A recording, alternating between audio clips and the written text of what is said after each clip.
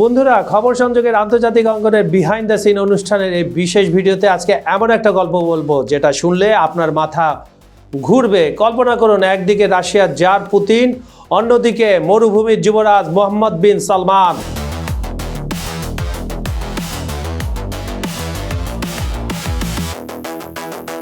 দুইজনের মধ্যে কি সম্পর্ক, কি বন্ধুত্ব, নাকি সোনালি ফাঁদ?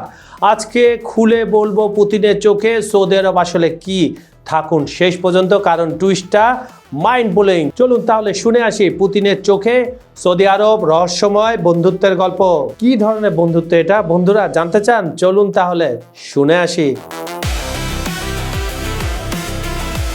দেখুন, পুতিন আর সৌদি আরব এটা হওয়ার কথা ছিল না। ইতিহাস বলে সোভিয়েত যুগে রাশিয়া আর সৌদি ছিল চরম শত্রু, একে অন্যকে দেখতে পারত না। আফগান যুদ্ধে সৌদিরা একটি গোষ্ঠীকে টাকা দিত আর রাশিয়ানরা কি হতো, রাশিয়ানরা মরতো। কারণ হচ্ছে সৌদি আরব পেট্রোনাইজ করতো একটা দলকে, সেই দল রাশিয়ান সৈন্যদের উপরে আক্রমণ চলত। চেচনিয়ার বিদ্রোহীদের পেছনেও ছিল সৌদি মানি। কিন্তু 2016 সালে এসে কি হলো? ম্যাজিক। পুতিন আর সৌদি যুবরাজ হঠাৎ বেস্ট ফ্রেন্ড হয়ে গেলেন। কেন? এক শব্দে উত্তর, তেল। কালো সোনা, যেটা দুই দেশের অর্থনীতির প্রাণ। 2017 সালে সৌদি বাদশাহ সালমান মস্কো গেলেন। 50 বছরে প্রথম সৌদি রাজার রাশিয়া সফর ছিল সেটা।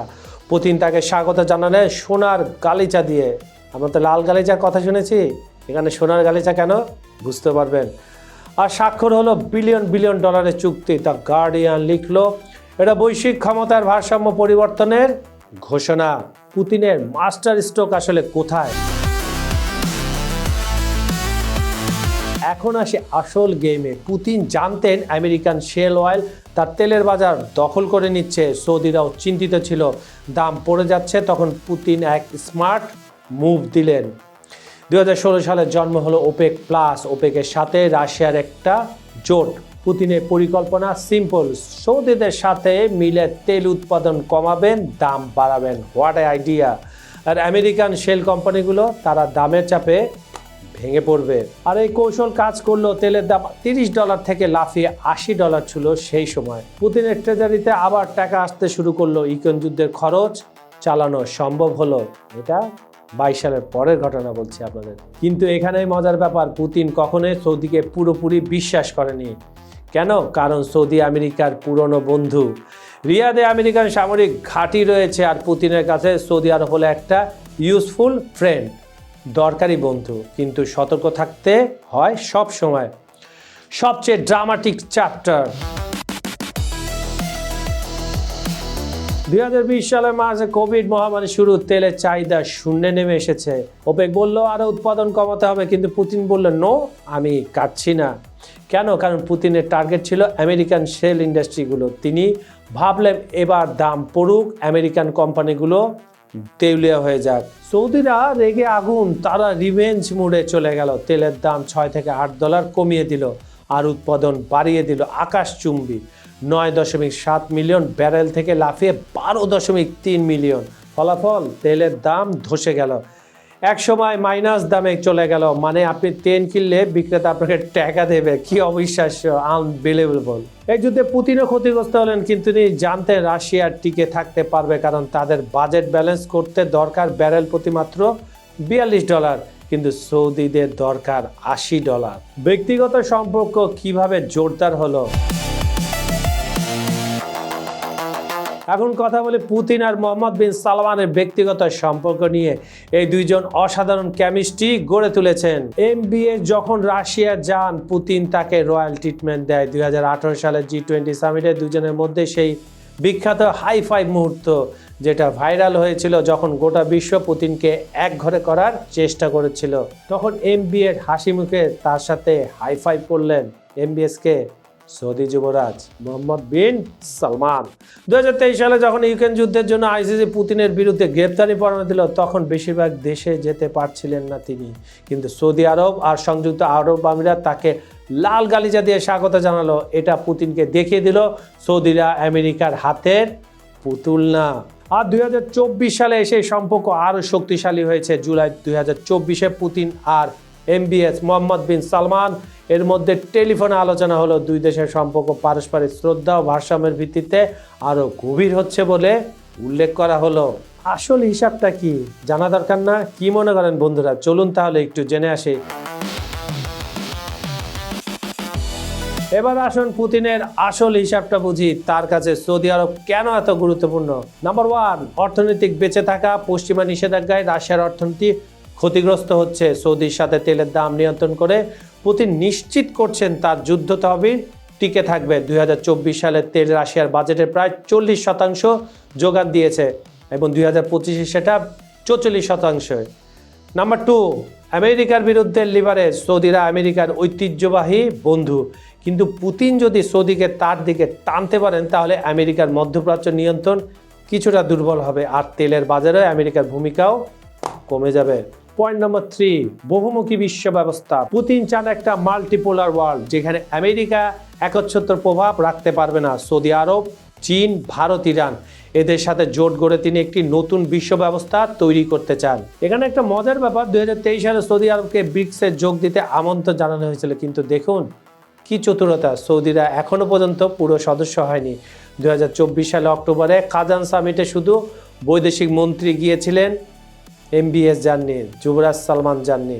সৌদি আরব ব্রিক্সের কার্যক্রমে অংশ নিচ্ছে কিন্তু পুরো কমিটমেন্ট দিচ্ছে না। 2025 সালেও একই ঘটনা, কারণ তারা আমেরিকা ও রাশিয়া দুই দিকেই সমান দূরত্ব রাখতে চায়। ভেরি ইন্টেলিজেন্ট সৌদি যুবরাজ। নাম্বার 4, মধ্যপ্রাচ্যের শক্তির ভারসাম্য। সৌদি আরবের সঙ্গে সম্পর্ক মানে ইরানের বিরুদ্ধে একটি কার্ড, আবার ইরানের সাথে পুতিনের ভালো সম্পর্ক মানে তিনি দুই প্রতিদ্বন্দ্বীর মাঝখানে সুবিধা মতো খেলছেন। মধ্যপ্রাচ্যে রাশিয়ার প্রভাব বাড়াতে এটা অসাধারণ কৌশল, কিন্তু মাঝখানে চীন এবং রাশিয়া দুজন মিলে কিন্তু সৌদি এবং ইরানের দূরত্বটা কমিয়ে ফেলেছেন। এটা একটা ইম্পর্টেন্ট ফ্যাক্ট। তবে পুতিন জানেন এই বন্ধুত্বের সীমাবদ্ধতা, মানে কি সে লাল রেখা। সৌদি আরব কখনোই রাশিয়ার পূর্ণ বন্ধু হতে পারবে না ভারতের মতো, কারণ আমেরিকার সামরিক প্রযুক্তি, সিকিউরিটি গ্যারান্টি এগুলো সৌদিরা ছাড়তে পারবে না, তারা আটকে গিয়েছে। তাই এটা একটা ট্রান্সকাশনাল রিলেশনশিপ, সুবিধার বিনিময়ে সম্পর্ক। 2025 কেন ম্যাজিক ইয়ার তাদের কাছে? চলুন একটু শুনে আসি। এবার আসুন 2025 সালে বড় ঘটনাগুলো নিয়ে কথা বলি। এই বছর পুতিন সৌদি সম্পর্ক একটা নতুন মোড় নিয়েছে। প্রথম বড় ঘটনাটা কি? তেলের দামের সংকট।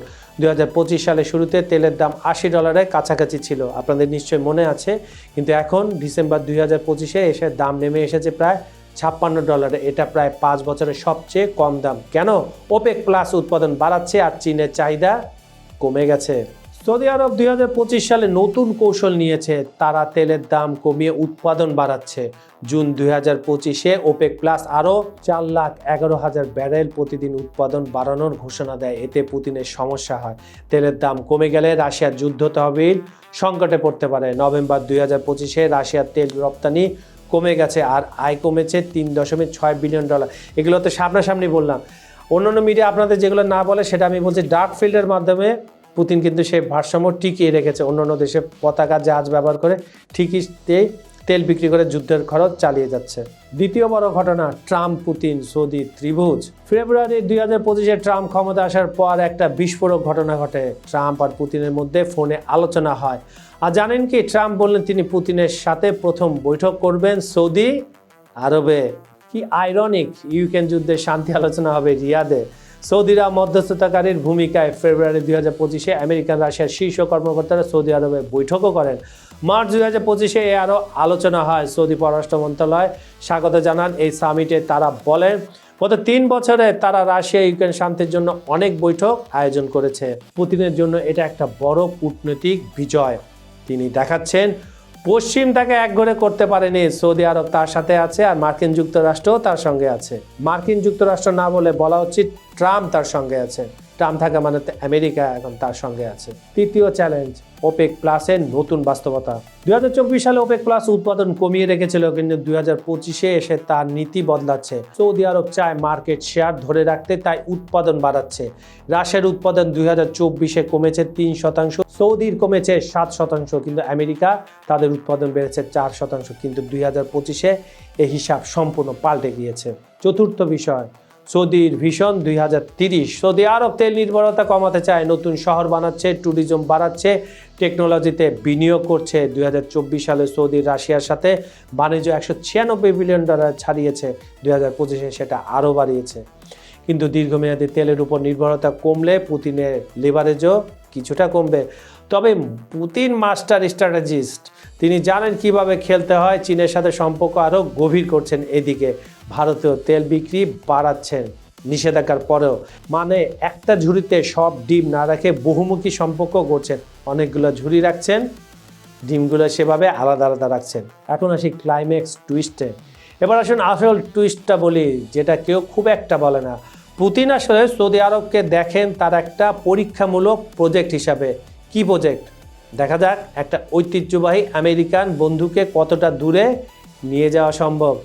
দেখুন, সৌদি আরব আমেরিকার সাথে 80 বছরের পুরনো বন্ধুত্ব রাখছে, কিন্তু একই সাথে রাশিয়া চীনের সাথেও ঘনিষ্ঠ হচ্ছে।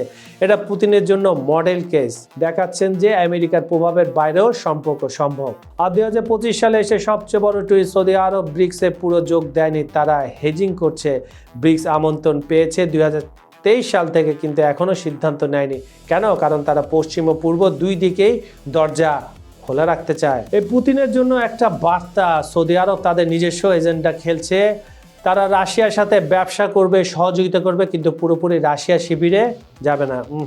আর গভীরে গেলে আরেকটা ব্যাপার বোঝা যায়, পুতিন কখনোই সৌদিকে সত্যিকারের বিশ্বাস করেন না, কারণ তিনি জানেন যদি কখনো আমেরিকা সৌদিকে চূড়ান্ত চাপ দেয়, তাহলে সৌদি আরব ওয়াশিংটনের দিকেই ঝুঁকবে, রাশিয়ার দিকে নয়। তাই পুতিনের কৌশল হলো ম্যাক্সিমাম বেনিফিটস নাও, কিন্তু পুরো নির্ভর করো না।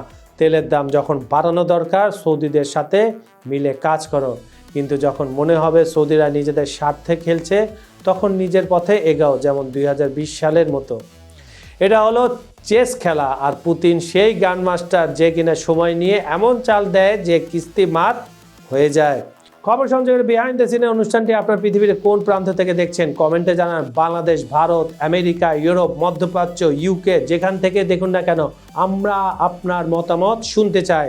বিজ্ঞাপন ও প্রমোশনের জন্য ডেসক্রিপশনে দেওয়া নাম্বারে যোগাযোগ করতে পারেন। আজ এই পর্যন্তই। আমি কাজল হায়দার বিদায় নিচ্ছি। প্রতিশ্রুতি থাকলো কাল একই সময় আবার ফিরব নতুন টপিক, গভীর বিশ্লেষণ আর আরও বড় দৃষ্টিভঙ্গি নিয়ে। ভালো থাকুন, নিরাপদে থাকুন। ধন্যবাদ সবাইকে।